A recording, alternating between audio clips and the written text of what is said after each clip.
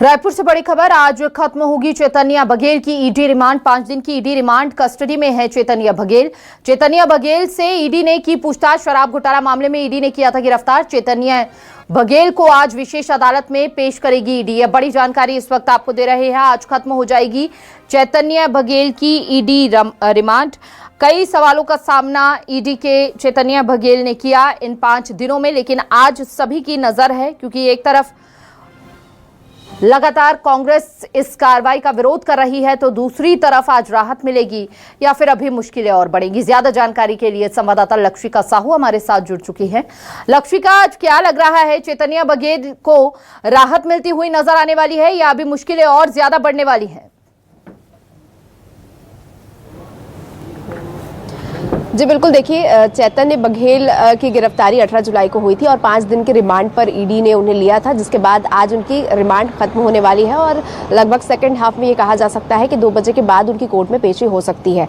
इस बीच ये कहना मुश्किल होगा कि एक बार फिर उनको राहत मिल सकती है, क्योंकि एक बार फिर से ईडी उन्हें पूछताछ के लिए रिमांड पर लेने के लिए आवेदन लगा सकती है। इसलिए क्योंकि ईडी ने कई गंभीर आरोप उन पर लगाए हैं। ये कहा गया है कि जो शराब घोटाले मामले में जो सिंडिकेट था उसमें लगभग 1000 करोड़ रुपए की हेरफेर में चैतन्य बघेल का बड़ा हाथ है। इसमें अनवर ढेबर, रामगोपाल अग्रवाल है जो कांग्रेस के कोषाध्यक्ष है, वो उनके बीच जो है इन पैसों की हेरफेर में जो चैतन्य बघेल है उन्होंने मदद की थी। इसके साथ ही साथ ये भी कहा गया है कि जो भी शराब घोटाले से जो पैसे का फायदा हुआ उसमें लगभग 16 करोड़ 70 लाख तक का फायदा चैतन्य बघेल को भी हुआ और उन्होंने इस पैसे को ब्लैक से व्हाइट करने के लिए इन्वेस्टमेंट के जरिए उसे दिखाने की कोशिश की और साथ ही साथ इसका इन्वेस्टमेंट भी किया अलग अलग जो है जगहों पर। तो देखिए 16 करोड़ 70 लाख का जो ये रकम है, ये सीधे सीधे उनको दिखाया जा रहा है कि उनको इसका फायदा हुआ है। साथ ही साथ एक बड़े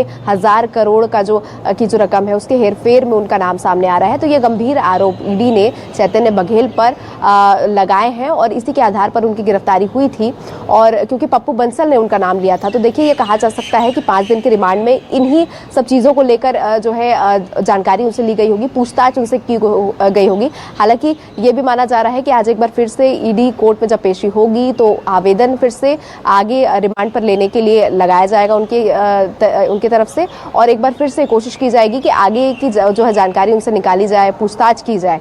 और एक तरफ जहां इधर चैतन्य बघेल की पेशी होनी है, दूसरी तरफ कांग्रेस एक बड़ा आंदोलन करने जा रही है नाकेबंदी का पूरे प्रदेश में। देखिए एक तरफ तो यहाँ पर कांग्रेसी कह रहे थे कि बिल्कुल चैतन्य को बिना समन के ही गिरफ्तार कर लिया गया, तो कांग्रेस का क्या अगला कदम? क्योंकि दबाव बनाने का प्रयास लगातार कांग्रेस के तमाम दिग्गजों द्वारा किया जा रहा है, लेकिन अगर रिमांड को और बढ़ाया जाता है तो कांग्रेस का क्या अगला कदम हो सकता है?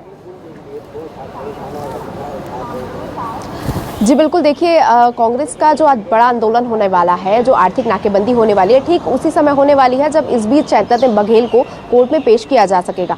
देखिए उस दिन भी जब गिरफ्तारी हुई थी तब विधानसभा का सत्र चल रहा था। कांग्रेस के तमाम जो नेता हैं सभी उस समय विधानसभा में मौजूद थे। खुद पूर्व मुख्यमंत्री भूपेश बघेल भी घर से निकलकर सीधे विधानसभा पहुंचे थे और जैसे ही चैतन्य बघेल की गिरफ्तारी हुई सभी नेता विधानसभा जो है छोड़कर वो सीधे कोर्ट पहुंचे थे। तो इस बीच एक बड़ा दबाव भी वहां पर बनाने की कोशिश की गई थी और ये कहा जा सकता है ठीक ऐसे ही कुछ हालात आज भी नजर आ सकते हैं जब चैतन्य बघेल को कोर्ट में पेश किया जाएगा। उस बीच नाकेबंदी तो होगी ही, लेकिन अगर दोबारा ईडी रिमांड जो है उनकी बढ़ाती है तो कहीं ना कहीं एक बार फिर तमाम जो नेता हैं वो जो है आक्रोशित होकर आंदोलन करते हुए नजर तो आएंगे ही, लेकिन साथ ही साथ एक बार फिर से कोर्ट पहुंचेंगे और अलग अलग जरिए से फिलहाल देखिए जैसे ही उनकी गिरफ्तारी हुई थी उसके बाद बड़ी प्रेस कॉन्फ्रेंस की गई, बड़ी बैठक ली गई और बैठक के बाद ये आंदोलन जो है उसका ऐलान किया गया। लेकिन ये कहा जा सकता है एक बार फिर यदि चैतन्य बघेल को दोबारा ईडी रिमांड पर लेती है तो और कड़े रणनीति के साथ कांग्रेस पार्टी आगे आंदोलन कर सकती है, क्योंकि ईडी की कार्रवाई तो है ही, लेकिन उससे बड़ा मुद्दा ये है, कांग्रेस इस वक्त बड़ा मुद्दा इस बात को बना रही है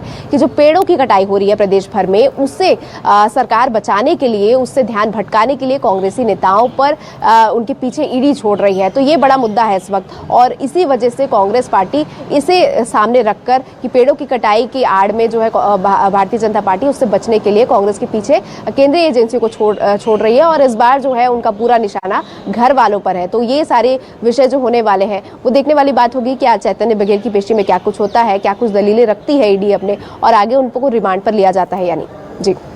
बहुत बहुत शुक्रिया आपका लक्षिका, तमाम जानकारी साझा करने के लिए।